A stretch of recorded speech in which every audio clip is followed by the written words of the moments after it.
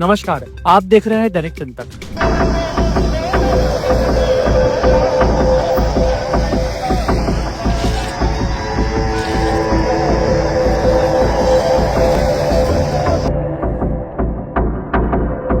जिनको जिम्मेदारी दी जाती है गौवंश को उनके साथ दुर्व्यवहार करते हैं, क्रूरता करते हैं, उनको मार देते हैं, भूखे प्यासे मार देते हैं और तस्करी भी कर देते हैं। लगातार लोग जो है, चाहे वो सत्ता पक्ष की पार्टी से हो चाहे विपक्ष की पार्टी से हो, सभी बात करते हैं गौ माता की रक्षा के लिए।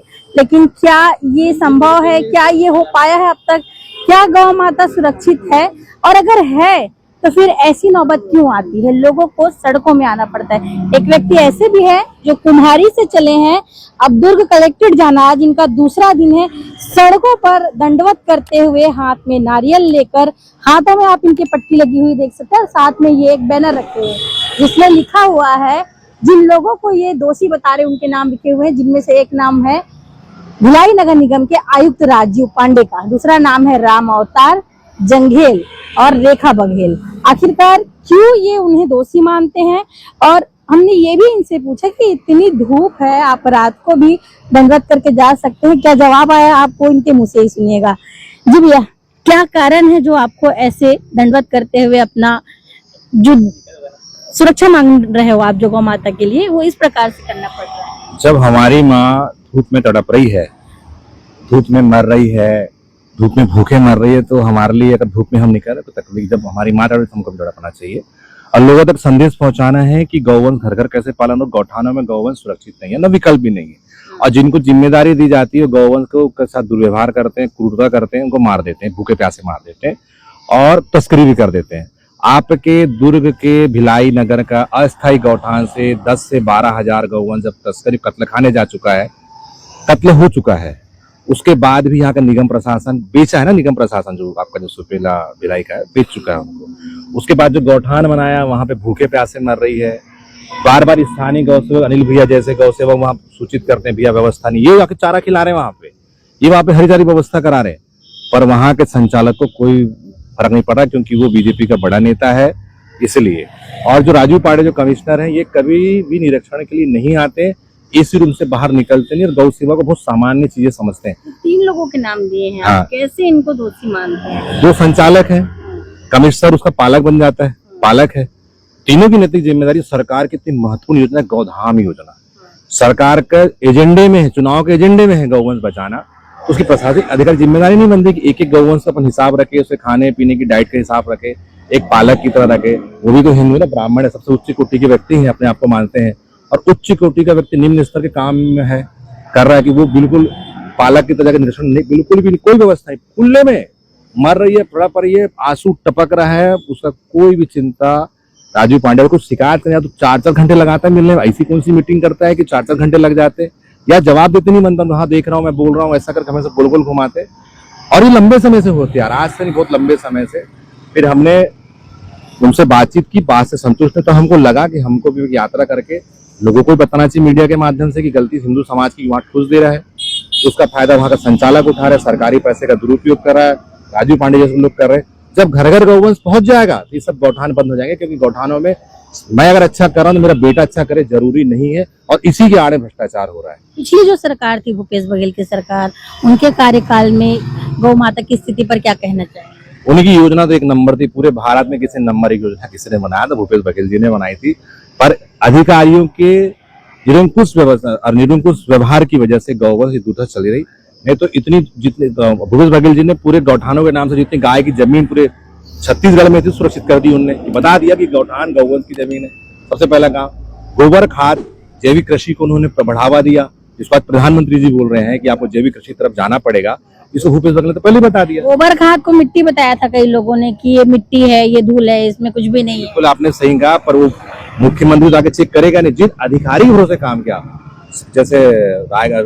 जैसे कोरबा में वो थे संजीव झा थे, प्रभाकर पांडे, हमारे भी 2-3 अधिकारी जैसे राजीव पांडे जैसे लोग, ऐसे अधिकारी ही सरकार की योजनाओं को विफल करते हैं। सरकार अच्छी नियत योजना तो बनाती है, अभी गौधाम ने सच बनाई, पर उनका जैसे गौ सेवा आयोग का अध्यक्ष निरंकुश, उसको कोई मतलब नहीं, अपनी एसी गाड़ी घूमने से मतलब नहीं है। वो इतना डरपोक आदमी है कि इस अधिकारी को निर्देश भी नहीं कर सकता, बोल नहीं सकता, तस्वीर खिलाफ भी नहीं बोल सकता। 10,000 गौवंश की जानकारी उसको भी है कि यहाँ से तस्वीर जो गई उस आदमी ने खुद अपने आयोग कमेटी बना के जांच करने नहीं बोला। तो सोचो ऐसे निरंकुश व्यक्ति बैठेंगे तो कहाँ व्यवस्था होगी। अभी भाजपा की सरकार है जब से प्रदेश में, तब से किस प्रकार से देखते हैं गौ माता की स्थिति? क्योंकि भाजपा की सरकार जो हिंदुत्व को हमेशा सपोर्ट करती है, गौ माता को भी राष्ट्र माता बनाने की बात करती है, आप कैसे देखते हैं? जन जागरण सरकार तो कर रही, पर सरकार के जो अधिकारी हैं और राम माता जैसे नेता, दुकालू केवट जैसे भाजपा नेता था, पार्षद था, जिसको भी निकाल दिया उन्होंने, हमारे आंदोलन के बाद निकाले, बड़ी धूप में 7 दिन आंदोलन करना और कोरबा में, वो भी इसी तस्कर था। तो ऐसे लोगों को पार्टी पर ध्यान से, जिससे आरोप लगता है तो उनको अलग कर देना चाहिए। जब तक ऐसे लोगों पर कार्रवाई नहीं करेगी तो सरकार बदनाम होती रहेगी। मुख्यमंत्री जी बहुत अच्छे हैं, सीधे साधे, उनकी नीयत बहुत अच्छी है, और उनके नीचे जो लोग बैठे महाभ्रष्ट, करप्ट लोग हैं। ऐसे दंडवत यात्रा आप कर रहे हैं, आज दूसरा दिन है, कलेक्टर महोदय के पास पहुंचने वाले हैं, क्या मांगे हैं आपकी और क्या कुछ चाहते हैं? गौठान की व्यवस्था सुदृढ़ हो, उसको कैसे सुदृढ़ और कर सकते, इतना उनके पास बजट है, ऐसा नहीं कि बजट नहीं, बजट है उनके पास में। दूसरा कि गौ सेवा आयोग के नियमों के अनुसार 4 से 11 के तहत कार्रवाई हो, ये तीनों पे 325, 299 तक भी कार्रवाई हो, इनको जेल भेजा जाए। अगर इनको जेल भेज देंगे तो प्रदेश में जो भी गलत कर रहा है उसको डर बैठेगा, दोबारा ऐसा करने का प्रयास नहीं करेंगे। फिर से वही सवाल मैंने शुरू में ही आपसे पूछा था कि इतनी भीषण गर्मी है, लोग घर से निकलने को सोचते हैं कि निकले या ना निकले, इतनी गर्मी में आप रात को भी कर सकते हैं, इतने दिन में, इतनी तपती गर्मी में, क्या कारण है भाई? मतलब ठीक है, गर्मी का आनंद लेना चाहिए, गर्मी में भी अपना एक आनंद होता है। और दूसरी चीज की, जब गाय तड़प रही है हमारी वजह से, तो उस तड़प को हमको भी समझना चाहिए। जब हम तड़पेंगे, उसकी पीड़ा हमको समझ में आएगी, और हमारे समझ में आ गया कि जब हम इतना तड़प रही है, अगर चलेंगे तो सामान्य टेम्परेचर 5 ज्यादा होता है। अगर मान लो घर का 40 है तो यहाँ 50 के आसपास रहता है। इसको रोटी आराम से सेक लेंगे, आराम से बन जाएगा, इतनी गर्मी है।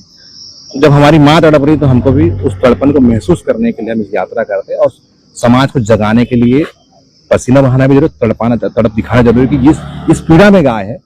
अगर आप अपना रोज त्योहार आता है गौ माता की, जो दिवाली है, तो गोबर के लिए तो लोग दौड़ते हैं, तो वो पुत्र होने का कर्तव्य पूरा हिंदू समाज निभाए, यही हम समझाना चाहें। आपका नाम बता देंगे और कलेक्टर महोदय से अगर कुछ अपील करना चाहें, आप लोगों से कुछ अपील करना चाहें तो? मेरा नाम उमेश बिसेन है, प्रांत के गौरक्षा क्षेत्र में एक छोटा सा कार्य करने का प्रयास लंबे समय से कर रहा हूँ। दूसरा, कलेक्टर साहब से अपील ये है कि इस विषय को गंभीरता से ले। अगर आपने नहीं लिया तो आप भी एक तरह से आरोपी हैं, क्योंकि अपराध को देख के मुंह मोड़ना भी अपराधी का कहलाता है। तो इसको गंभीरता से ले, और जो मैंने धाराएं बताई है 4 से 11 के तहत 325, 299 इन पे कार्रवाई करे। अगर आप कमिश्नर पे कार्रवाई नहीं करती तो आप सम्मानित सेक्रेटरी साहब को लिखे, सेक्रेटरी बराबर जो सचिव है उनको अधिकार है, वो आराम से इन पे कार्रवाई कर सकते हैं। और 2 पे तो आराम से वो खुद निर्देश कर सकते हैं, एसपी निर्देश करेंगे तो स्वाभाविक इन 2 पे कार्रवाई होगी। पूरे प्रदेश में तस्करों पे और जो गौठान संचालक जो गलत तरीके से काम कर रहे हैं, उन पे डर बैठा। जो अच्छा काम कर रहे हैं उनको सैल्यूट है, उनको बधाई। तो आप देख सकते हैं इनके हाथों में पट्टी बंधी है, और ये आपको थोड़ा दिखाना चाहूंगी। आप इनका नारियल देखिए, ये भी कल दिन भर से लेकर चल रहे हैं और इनका नारियल भी घिस चुका है। बाजू में और भैया, इनसे बात कर लेंगे। जी भैया, किस प्रकार से देखते हैं गौ माता की स्थिति? गौ माता पूरे हिंदुओं की जान है, और आज गौ माता सबसे ज्यादा तकलीफ में है। सिर्फ उसके ऊपर नेतागिरी होती है और सरकार भी उसके लिए कुछ नहीं कर रही है। और हिंदुओं से भी निवेदन कि अपने घर में उसको रखें, गौ माता नंदी बाबा की सेवा करें। अभी यह जो आंदोलन चल रहा है कोसा नाला गौठान में, गौ माता इतनी धूप में वहाँ बैठने के लिए मजबूर है। उसके संचालक का कहना है, राम अवतार और रेखा बघेल का, कि हमको नगर निगम से 35 लाख रुपए लेना है, और वो पैसा देंगे तब हम गौठान को छोड़ेंगे। वो अपने पैसे के लालच में वहाँ गौ माता को मार रहे हैं। उनको 10 बार आवेदन दिया जा चुका है नगर निगम में, पर उनको कोई फर्क नहीं पड़ रहा है। आज गौ माता के लिए वहाँ न शेड की व्यवस्था है, न पानी की व्यवस्था है। अचानक से बारिश गिरेगी, भीगेगी, उसमें वहाँ गौ माता मर रही है। अतः हमारा कहना है कि उसको वहाँ से हटाया जाए और दूसरे किसी बढ़िया गौ सेवक को वहाँ गौठान को दिया जाए। नाम बताएंगे? अनिल दौलतानी। तो आप ये देख सकते हैं, गौ सेवक जो है लगातार आज दूसरे दिन सड़कों पर निकले हैं। ऐसी धूप, इतना 45 डिग्री पारा जा रहा है, जिसमें लोग निकलते नहीं है।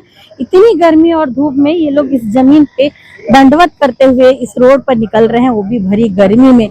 रात में ये कहीं पे स्टे लेंगे, रुकेंगे, और कल जो है ये कलेक्टर को ज्ञापन सौंपेंगे अपनी मांगों को लेकर। और जिन 3 लोगों का नाम इन्होंने दिया है, वो एक आयुक्त राजीव पांडे हैं, और बाकी जो है गौठान के संरक्षक है वो लोग हैं।